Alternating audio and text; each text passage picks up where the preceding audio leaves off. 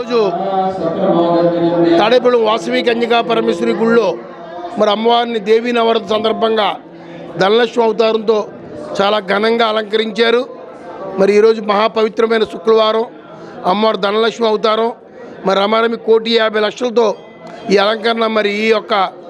రాష్ట్రంలోనే ఒక పేరు తెచ్చుకునే విధంగా పెద్ద ఎత్తున ఇక్కడ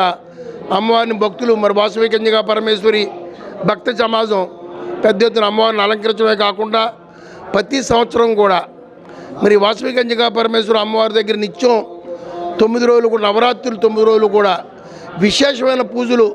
చండీ యోగం కానీ లక్ష్మీ గణపతి హోమం కానీ మహాలక్ష్మి హోమం కానీ నిత్యం ఉదయం నుంచి సాయం దాకా కుంకుమార్చనలు కానీ వివిధ పండితులు రాష్ట్రంలో పెద్ద పండితులతో వివిధ రకాల పూజలతో పెద్ద ఎత్తున మరి సోదరిమణులు సోదరులు ఈ పూజా విధానంలో పాల్గొనడం శుభచూసుకోం. ఎందుకంటే తాడేపల్లిలో ఎంత ఎత్తు పెద్ద పూజ జరుగుతుందో అంతా తాడేపల్లి పట్టణ ప్రజలకు అది ఒక రక్షణగా నిలబడిన సంవత్సరం పొడుగుల వ్యాపారాలు సుక్షేమంగా ఉండి అందరూ కూడా ఆయురారోగ్యాలు ధనధాన్యంతో తొలదూగే విధంగా అమ్మవారి దీవెనలు వస్తాయి. మరి ఇవాళ పెద్ద విశేషంగా మరి ధనలక్ష్మి అవతారంలో అమ్మవారు ఎంతో సుందరమూర్తిగా ఇవాళ దర్శన భాగ్యం కలగజేస్తున్నారు. ఏవైనా ఈ వాసవి కన్యకాపురం అమ్మవారి కరుణా కటాక్షాలు